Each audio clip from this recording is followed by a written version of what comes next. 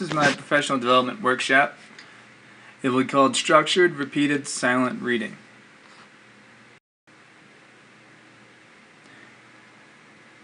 Title of the workshop, SRSR. It'll be covering the research, necessity, and implementation of structured repeated silent reading in English and reading classrooms. The audience will be for any early childhood, middle school, and secondary English and special education teachers. So first we must determine that there's a need for silent reading. According to a recent study by the American College Testing Program, or the ACT, of the 1.2 million students who took its test in 2004, only 22% were ready for college-level work in English. According to best practices written by Zemmelman in 2005 for teaching in American schools, it states that we also know our country has 60 million adult illiterates, so there's clearly room for improvement in the reading skills of young adults. And then lastly, from Fountas and Pinnell in 2006, they state that reading is message-gaining, problem-solving activity that gains power and flexibility the more it is practiced. So clearly, you can see that there is a need for improving our reading skills. Our objectives will be to describe the need for SRSR in English classrooms. We'll discuss research-based theories to support SRSR. We will find out what is the difference between SRSR and old silent reading programs.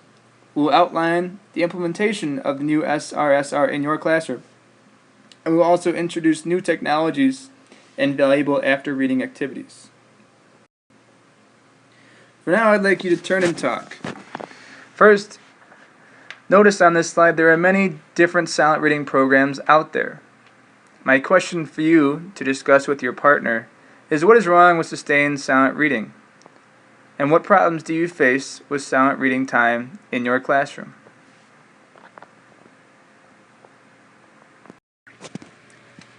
From research on an article from 2011 from Pennington Publishing, common complaints stated that there is not enough class time for silent reading. Free choice reading and silent reading does not maximize reading development.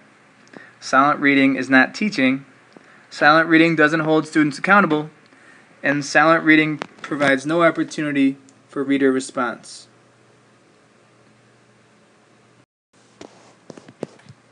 The description of SRSR is as follows. When children have the necessary support, guidance, structure, accountability, and appropriate text difficulty, students will be more successful at transferring their oral reading skills to successful and effective silent reading practice. So we will be focusing on accountability, appropriate text difficulty, and the support and structure in silent reading to improve upon those earlier stated deficits in silent reading. There are many theories that support this new SRSR program. We have the mental discipline theory, social learning theory, and unfoldment theory that will be discussed on the following slides. The mental discipline theory. This professional development is about a structured and repetitious silent reading program. According to Tracy and Morrow, repeated reading is reflective of mental discipline theory because it is built upon the premise that reading skill, like a muscle, needs to be exercised to be strengthened. So we are exercising that muscle of silent reading with the structured and repeated silent reading. Also from Tracy and Morrow, they state that repeated readings have been linked to improvements in word recognition, speed, accuracy, and fluency. So we really want to improve upon fluency from this repeated reading. Continued on the mental discipline theory, in the SRSR program, students will not only be repetitively practicing their silent reading skill, but they will be conducting one-to-one meetings with their teachers for assessment and feedback on their skills. This also directly reflects upon the mental discipline theory with specific feedback from your teacher. In addition, this new silent reading program will also help ELL students. In correlation to the mental discipline theory, on Tracy and Morrow, on page 31, it states that widely apparent in instruction for ELLs The rehearsing and repetition help these students build and retain language skills. Next, we'll discuss the social learning theory. Created by Albert Bandura in the 1960s, he theorized that we learned by observing others. We learn by watching others' successes, failures, and styles. These people we observe are the models. We will discuss later the Bobo doll experiment. He claims that we often repeat the actions we see. In the SRSR, students will be repeating how their peers and teachers read silently, and also be participating and sharing ideas with their peers and teacher reading.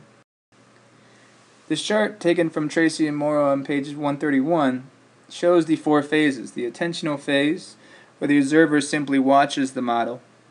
Then the retention phase, where the observer begins to think about the processes he or she has observed. Then the reproduction phase, where that observer begins to repeat the behavior that's modeled.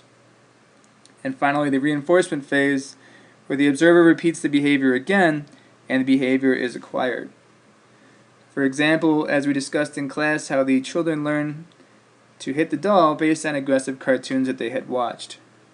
Other examples are how young children learn how to say please and thank you based on modeling from their parents and reinforcement from their parents.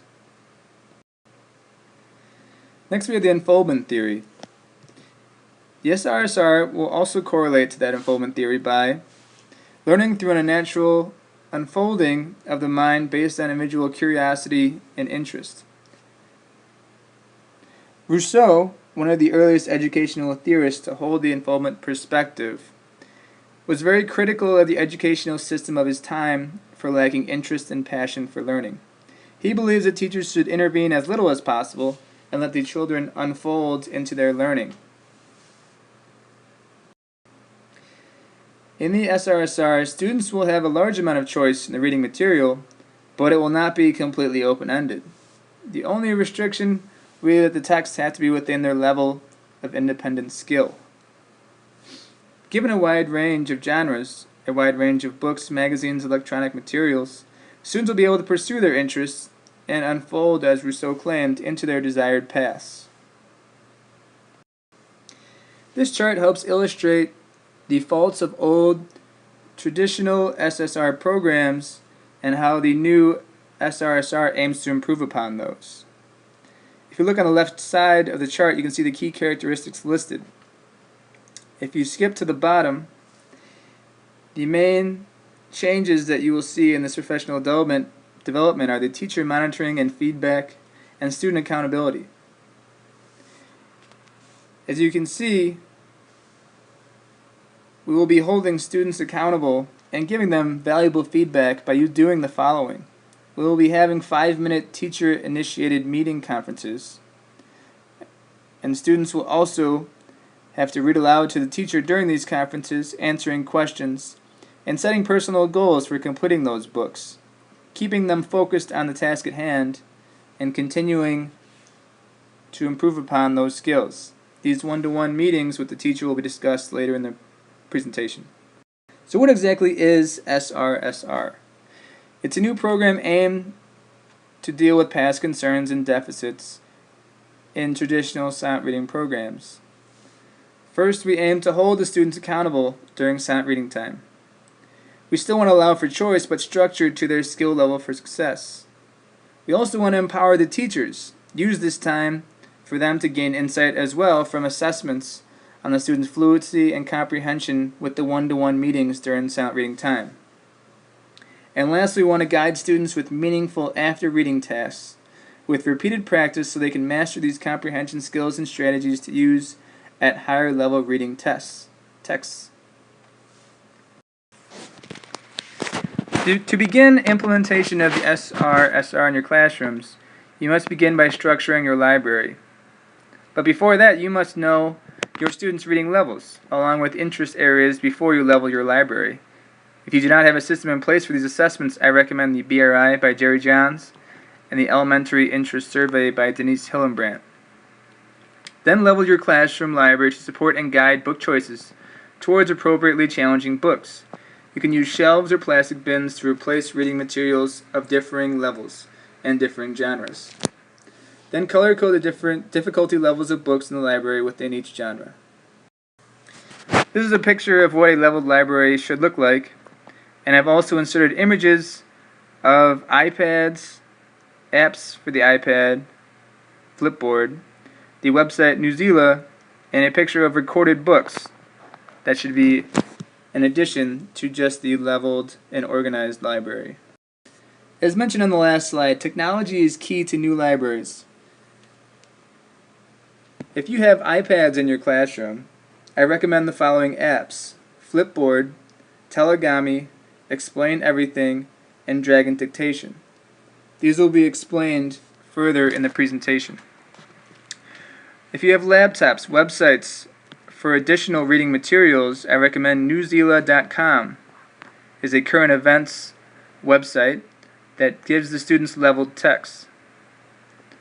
Lastly, I recommend recorded novels and also self-recording devices, both of which will help your ELL students. Recording novels allow the students to follow along in the book, and if you have higher level students record their reading for a text, those ELL students would be more likely to listen to their peers reading a text than maybe a robotic voice. We know that our students learn better from their peers, so if you have self-recording devices, that would be a great way for your stronger students to help your beginning readers. For cultural and linguistic diversity, you must include books that address and bring to light all different backgrounds your students come from. According to Jay Cooter, author of Teaching Students with Language and Communication Disabilities, he states that literature-based programs must include literature from cultural traditions of all the students in the class. Really make them all feel welcome and recognize their differences. Also, as mentioned earlier, recorded readings of the text will also benefit your ELL students as they read along and develop their fluency skills.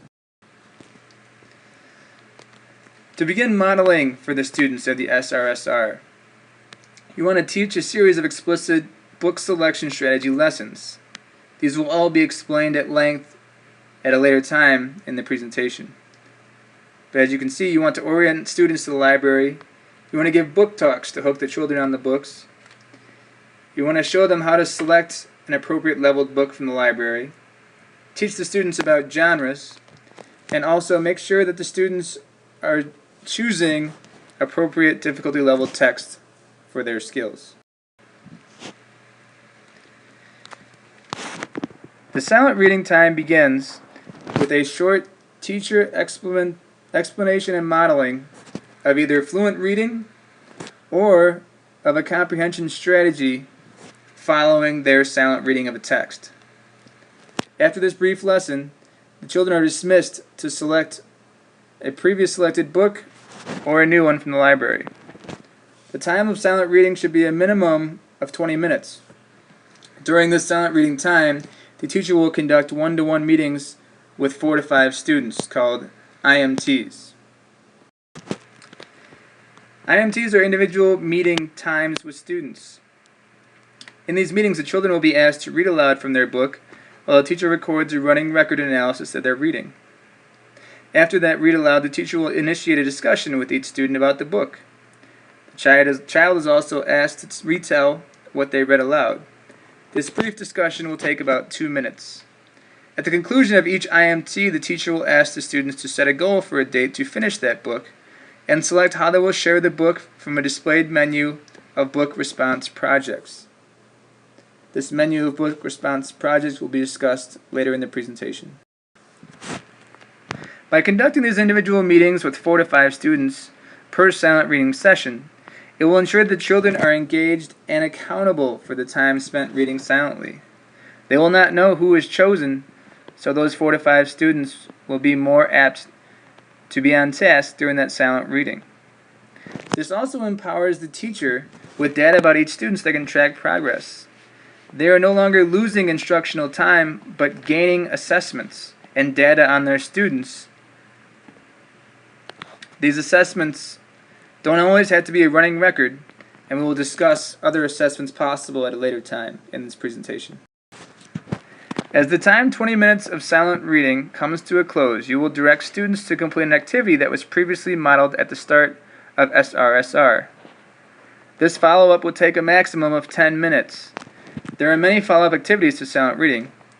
In SRSR, we will use specific structured activities to ensure value-based comprehension strategies, self-reflection, and facilitate peer sharing related to the text. Here's a list of a few activities for the SRSR program. We have Roll the Dice, which is an activity we'll do together in a few minutes.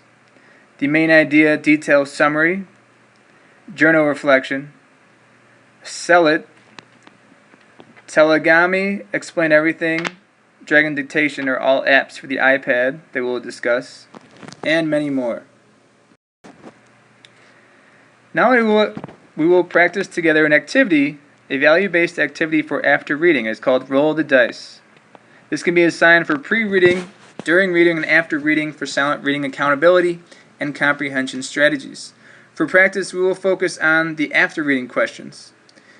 You have each been given a copy of an article from newzealand.com. You will read the article, then you and your neighbor will share your thoughts on the article by playing Roll the Dice. Whatever your partner rolls, the number is assigned to a general question about a text.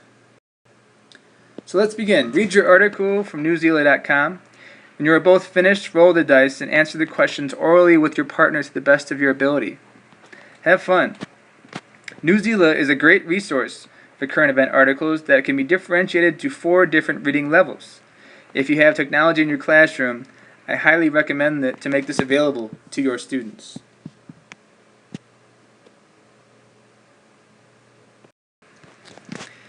Next, I will discuss another after-reading activity called Telegami. It is an app on the iPad that allows students to create any type of character with a detailed background. Then this character is used to deliver a message that the student either types or records their voice. This helps with students with limited written expression, so they could record their thoughts of a text. This app can be used in so many ways for students to describe what they read during their SRSR time. They could create their favorite character and give him new lines or a new ending. They could give a new character for the book. They could create a new character for the book that they are reading. Really, the possibilities are endless. I have attached an example of a telegami for you to see. Hello class. This is Telegami. It's free and very easy to use. In fact, creating this short video only took me less than 2 minutes. This is a quick, easy, and super fun way for students to share with others what they thought of a book they just read during structured repeated silent reading. You can choose different voices and backgrounds. As you can see, the Superman Peter Griffin is the background. It's frickin' sweet, huh? So unfortunately, the character here was not moving. Perhaps there was a fault in embedding it in the video. But it's an app that you download on the iPad called Telegami, and the students can create a character. They can take pictures of the room and insert their own pictures, as you see, and it's really a fun way with many opportunities for learning. Next, we have the Main Idea Detail Summary. This is a great worksheet that students can complete with any type of text, nonfiction, fiction, any type of genre. And basically, to summarize, students are constantly working on writing main ideas, supporting details, and a summary. And this is a structured, supportive way for them to complete that activity, and something they will be working on throughout their education. The handouts will be given at the end of the presentation. Another activity we have is called Sell It. Students will work in groups of 3, and each student will pretend to be a publicist or a salesman for that book they have just read. Each student writes and then delivers a 60-second speech that will persuade other students that they should read that book. This allows them to work on their persuasive writing skills and social skills. The group will evaluate each other's presentation and give specific feedback on strengths and areas for improvement. Next, we have Explain Everything. I am currently presenting this professional development seminar using Explain Everything. The benefits are endless to this app. It allows seamless integration of resources into a presentation. I could insert YouTube videos, I could take pictures. Basically anything and everything can be used in this Explain Everything app. This is a great resource for teachers, but for students after silent reading, they can basically create any type of presentation or illustration that they want about a specific text. I highly recommend Explain Everything. It is $2.99 as an app for the iPad. Dragon Dictation. This is great for students who struggle with written expression. It is an app for the iPad that allows the students to complete after reading activities verbally without the need of written expression skills. As earlier mentioned, the main idea, details to summary, activity, they could complete that just verbally. This app records what the students say with their speech and then transfers it into written text, which can then be emailed to the teacher for review and feedback. Dragon Dictation is an excellent app for also ELL students and perhaps inclusion students into your classroom. This is a list of resources that I used for my presentation, but that concludes our 15-minute seminar for now, and please take a short break and we will continue after this.